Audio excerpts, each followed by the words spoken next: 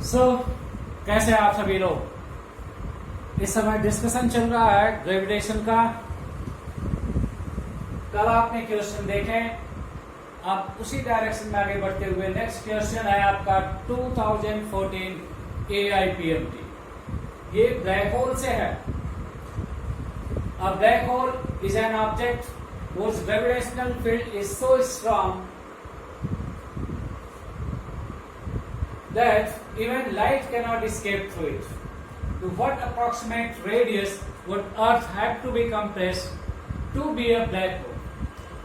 तो black hole एक ऐसा ऑब्जेक्ट है जो हाईली डेंस होता है और साइज बहुत स्मॉल होती है।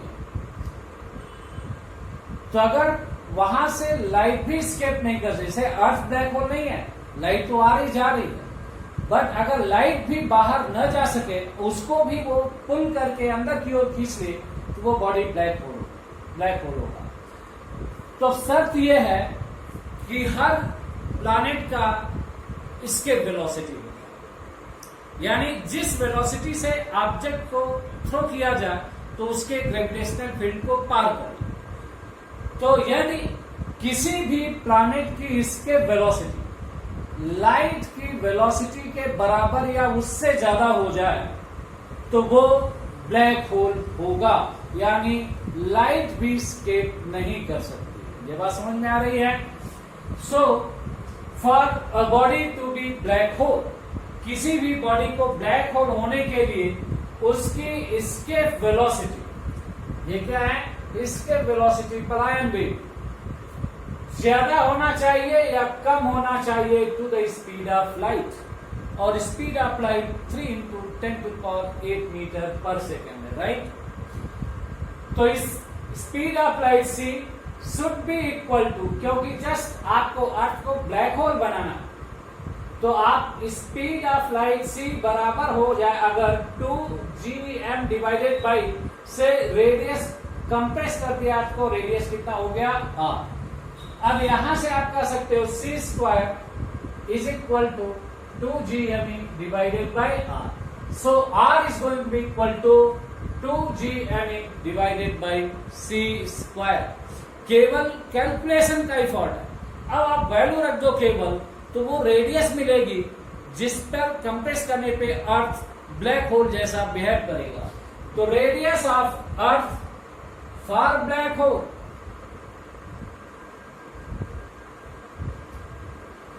टू इंटू जी की वैल्यू 6.67 × 10⁻11 इंटू अर्थ का मास दिया गया है 5.98 × 10⁻24 kg divided by speed of light 3 × 10⁸ का whole square.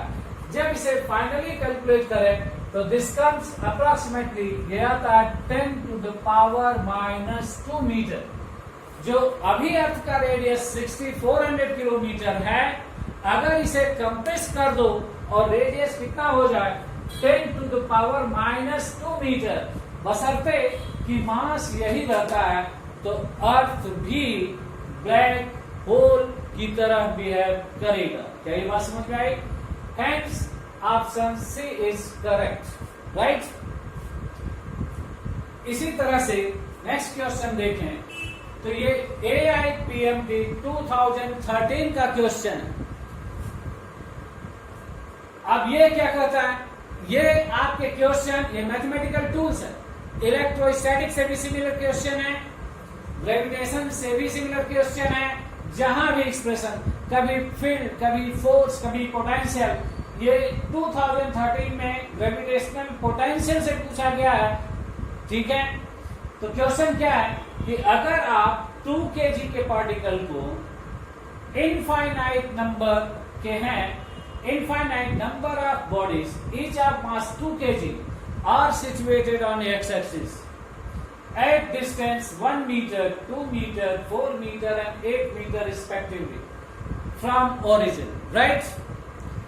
Then resulting gravitational potential due to this system of particle at origin will be, so gravitational potential आप जानते हो इलेक्ट्रिक पोटेंशियल VE ये पॉजिटिव निगेटिव दोनों हो सकता है, के क्यू डिवाइडेड बाय आर। अब अर्थ भी स्फेरिकल ऑब्जेक्ट है, बट यहां केवल फोर्स ऑफ अट्रैक्शन होता है, इसलिए ग्रेविटेशनल पोटेंशियल मैक्सिमम 0 है, यानी इसकी वैल्यू फील्ड के अंदर सिर्फ निगेटिव होगी, ये पॉजिटिव नहीं हो सकता क्योंकि मास निगेटिव नहीं होता, जबकि इलेक्ट्रिक पोटेंशियल पॉजिटिव निगेटिव दोनों हो सकता है।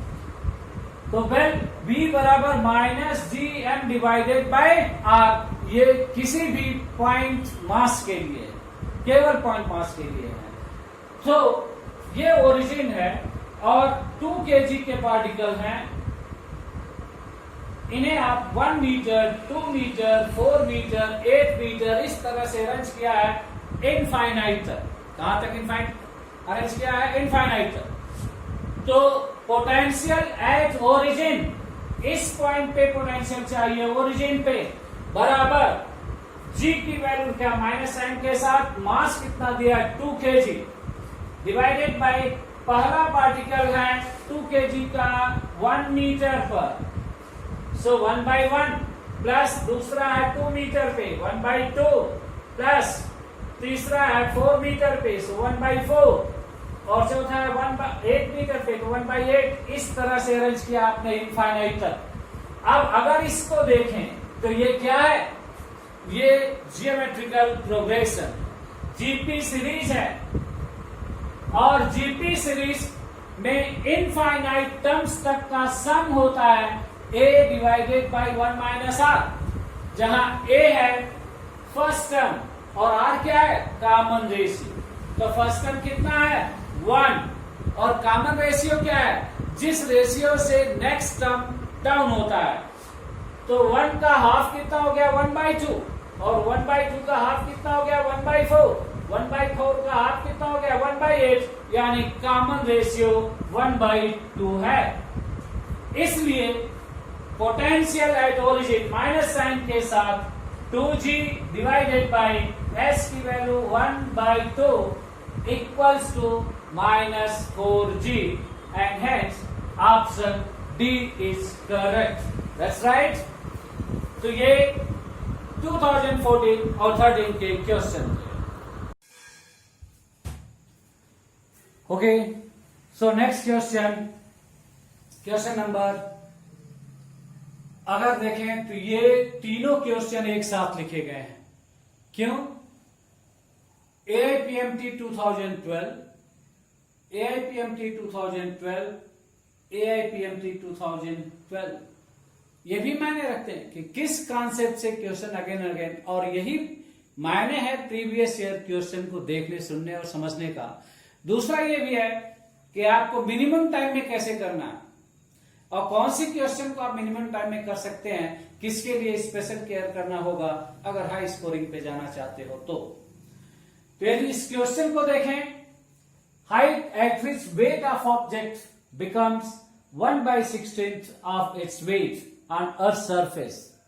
तो वेट यानी ग्रेविटेशनल फोर्स है, so for the weight of object 1/16 reduce हो रहा है, तो वेट m इंटू जी का ग्रेविटेशनल एक्सीलरेशन है, और इसी को आप लिख सकते हो ग्रेविटेशनल फोर्स के फॉर्म में। तो g m1 m2 divided by small r square, यानी r प्लस h का होल स्क्वायर, राइट।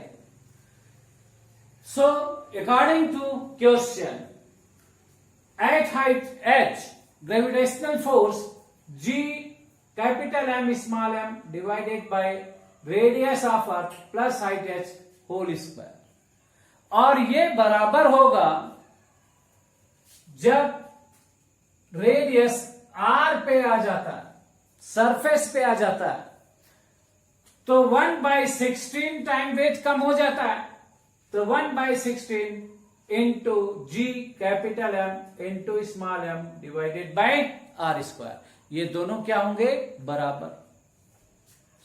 क्योंकि हाइट ऊपर गए तो जी की वैल्यू कम थी, बट नीचे आए तो जी की वैल्यू बढ़ेगी। सो दोनों को इक्वेट कर दिया। जब दोनों को इक्वेट कर दिया तो GMM कट जाएगा, बचेगा क्या, 1 divided by R plus H whole square is equal to 1 divided by 16 R square. इसे सिंप्लीफाई किया तो R divided by R plus H which is equal to 1/4 और finally height H is equal to 3R। Right, क्या बातें समझ में आई? तो ये सरफेस पे वेट था और ये हाइट H पर सरफेस के वेट का 1/16। तो दिस वाज इन 2012 PMP केवल ग्रेविटेशनल फोर्स के बारे में, वेट कितना घट रहा है कितना बढ़ रहा है। उसी तरह से फिर 2012 का ही क्वेश्चन है, केवल एक्सीलरेशन से पूछा गया, यानी सेम कॉन्सेप्ट को रिपीट किया जा रहा है। The spherical planet has mass mp and diameter dp. The particle of mass m kg falling freely near to the surface of planet, और near to the surface of planet g की value almost क्या होती है, constant, और वो कितना होता है, g into g is equal to gm divided by r square. So what gravitational acceleration is experience at the surface, यही आपको बताना है। तो आप जानते हो कि ग्रेविटेशनल एक्सीलरेशन g बराबर होता है capital G into mass of planet divided by radius of planet का होल स्क्वायर। तो मास ऑफ प्लैनेट दिया गया है mp, तो g into mp divided by radius of planet, तो रेडियस की जगह डायमीटर दिया गया है, तो रेडियस हाफ होगा डायमीटर का, इसलिए dp/2 का whole square which is equal to 4gmp divided by dp whole square. आप कुछ था इसमें, यानी केवल g की वैल्यू आप डायमीटर दे दिया गया है। तो क्वेश्चन सिंपल भी हो सकते हैं और मतलब एलेबोरेटिंग भी हो सकते हैं, बट आपको केयरफुल रहना होगा। तो 4gp divided by dp square, और यही सिखाते हैं हमारे, यानी क्वेश्चन जो पूछे गए हैं। नाउ सी, फिर से क्वेश्चन 2012 AIPMT का ही, ये जियो स्टेशनरी सैटेलाइट के बारे में। जियो स्टेशनरी सैटेलाइट से ही आप टीवी चलाते हो, यानी कम्युनिकेशन के सारे काम करते हो। तो अगर मैं पूछूं आपसे कि जियो स्टेशनरी सैटेलाइट का टाइम पीरियड कितना होता, ये 24 आवर होता, यानी satellite at rest with respect to earth, वही जियो स्टेशनरी सैटेलाइट होता है। अब जनरली इसकी रेडियस यानी 42,000 total distance from centre 42,000 kilometre which is 7 hour, लेकिन हाइट पूछी जाए तो 6 आवर होती है। अब आर क्या, रेडियस ऑफ अर्थ। यहां क्वेश्चन में दिया गया है कि जियो स्टेशनरी सैटेलाइट ये ऑर्बिट कर रहा है at height 5 hour above the earth surface। तो आप ये बताएं, अगर कोई सैटेलाइट है जो 2 आवर रेडियस पर ऑर्बिट कर रहा है, तो इसका टाइम पीरियड कितना होगा। सो टाइम पीरियड, अब आप जानते हो कि फॉर जियो स्टेशनरी सैटेलाइट, यहां लिख दिया मैंने, for geostationary satellite fix है, टाइम पीरियड कितना है, 24 hour. It is relatively at rest with respect to earth and used for communication, right? So from Kepler's third law किसकी बात करता है, टाइम पीरियड और डिस्टेंस की बात करता है। तो थर्ड लॉ, कैपलर के लॉ से टाइम पीरियड का whole square is equal to cube power of mean distance. So यहां से इस थर्ड लॉ से कर सकते हो T1 divided by T2 is equal to R1 divided by R2 to the power 3/2। अब इस रिलेशन पर आपको हेल्प द क्वेश्चन, यानी बहुत सारे क्वेश्चन है और नहीं बोलना है किसी तरह से, तो T1 यानी जियो स्टेशनरी सैटेलाइट का टाइम पीरियड 24 आवर। अगर ये नहीं पता हो तो केवल नाम से आप नहीं निकाल सकते हो। Divided by T2 is equal to 5R plus R। अब 5R हाइट है और ये क्या है, मीन डिस्टेंस है, तो that has to be taken from centre. तो रेडियस और जोड़ दो, तो 5R प्लस R 6R हो जाएगा और 2R प्लस R 3R हो जाएगा, overall to the power 3/2। Simplify किया तो time T2 equal to 6√2 hours और hence correct option is C, which is 6 into √2 hours। ये बात समझ में आई? So please go through all the questions and like करें, सब्सक्राइब करें। जो भी प्रॉब्लम होती है उसको कमेंट करके जरूर लिखें। That will enhance my strength, right?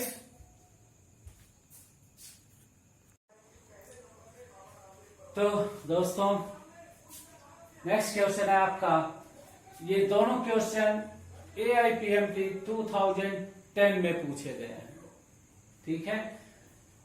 तो अगर फर्स्ट क्वेश्चन देखें, यहां सीधे आपको दिया गया है radius of the two circular orbit of two satellite A and B। दो सैटेलाइट हैं A एंड B और रेडियस है उनका 4R and R।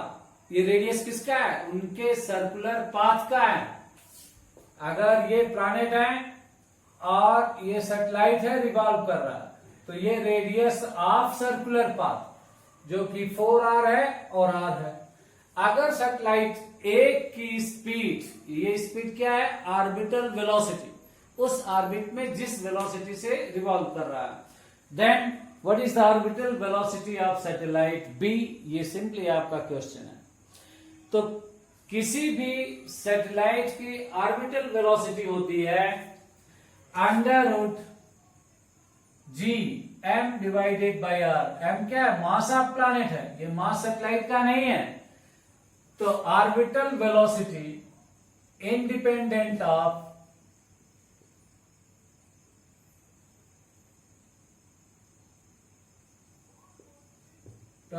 Mass of satellite, ये सैटेलाइट के मास पे डिपेंड नहीं करता, यानी B0 is proportional to m to the power 0। ये मास सैटेलाइट का, ये भी आपका पूछा गया क्वेश्चन है कॉन्सेप्चुअल फॉर्म में। और ये मास प्लैनेट का मास है, मास ऑफ प्लैनेट। इसका मतलब ऑर्बिटल G कांस्टेंट है, तो orbital velocity is inversely proportional to √R। तो इस रिलेशन से आप कह सकते हो BA डिवाइडेड बाई BB बराबर √R2 डिवाइडेड बाई R1। अब R2 कितना है? R A का, यानी यहां मैं लिख दूं RB divided by RA, so R divided by 4R।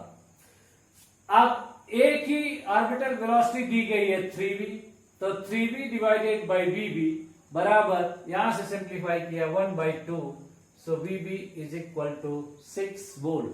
तो ध्यान रहे कि सैटेलाइट की ऑर्बिटल वेलोसिटी सैटेलाइट के मास से पर डिपेंड नहीं करती, इंडिपेंडेंट होती है, यानी proportional to m to the power 0 और anything to the power 0 is equal to 1, right? Now next question, ये भी 2010 में पूछा गया है और ये है आपका पोटेंशियल से। आपसे ये कहा जा रहा है कि स्फेरिकल सेल है, a particle of mass capital M kg is situated at the centre of spherical shell. अब सेल हो तो सेल के अंदर हर पॉइंट पर पोटेंशियल क्या होता है? सेम। जबकि अगर सॉलिड है स्फेयर तो हर पॉइंट पे पोटेंशियल अलग अलग होता है, राइट? तो spherical shell of same mass and same and radius a है, then gravitational potential at point a/2 distance from the centre will be. तो एज्यूम करो ये स्फेरिकल सेल है, इस सेल का मास m है और रेडियस a है, और ये वो पॉइंट है जिस पर पोटेंशियल आपको बताना है। इस पॉइंट का सेंटर से डिस्टेंस कितना है, a/2 जो दिया गया है। तो इस पॉइंट पर पोटेंशियल एक तो इस पॉइंट मास की वजह से होगा और दूसरा इस स्फेरिकल सेल की वजह से होगा, यानी दो पोटेंशियल होंगे। तो net potential at this point Vp बराबर होगा V1 प्लस V2। क्या होगा, V1 प्लस V2। तो V1 क्या है, मान लें V1 potential due to shell, spherical shell की वजह से पोटेंशियल है, और इस स्फेरिकल सेल की वजह से पोटेंशियल होगा -Gm/A, जो उसके सरफेस पे पोटेंशियल होता है। जितना स्फेरिकल सेल के सरफेस पे पोटेंशियल होता है उतना ही उसके अंदर हर पॉइंट पे पोटेंशियल होता है, ये ना भूलें। और वही आप कंडक्टर के लिए कहोगे, कंडक्टर के लिए जितना पोटेंशियल इलेक्ट्रिसिटी में सरफेस पे होता है उतना ही पोटेंशियल हर पॉइंट पे कंडक्टर के अंदर होता है, जबकि इलेक्ट्रिक फील्ड 0 होता है। तो ये सारे स्ट्रीम पॉइंट हैं, स्ट्रीम पॉइंट है जो ध्यान में रखना है आपको। और ये पॉइंट मास है जो सेंटर पे है, तो potential due two point mass, अब इसकी वजह से पोटेंशियल क्या होता है, V is equal to -Gm/R। तो R की वैल्यू a/2 है। अब दोनों को साइन के साथ रख दो, तो -Gm/A-Gm/A2, ये पॉइंट मास की वजह से है, और इसलिए सिंप्लीफाई किया तो टोटल पोटेंशियल V बराबर हो गया -2Gm/A। Hence option B is correct. तो okay, wish you all the best. ठीक है, डू हार्ड स्टडी, ध्यान से पढ़ें, मेहनत से पढ़ें, और ना भूलें, फिर से मैं कहता हूं, प्लीज लाइक करें, सब्सक्राइब करें, और अपने अपने कमेंट जरूर लिखें, चुपचाप ना बैठें। ठीक है, तभी हमें पता चलेगा कि कहां आपको प्रॉब्लम आ रही है।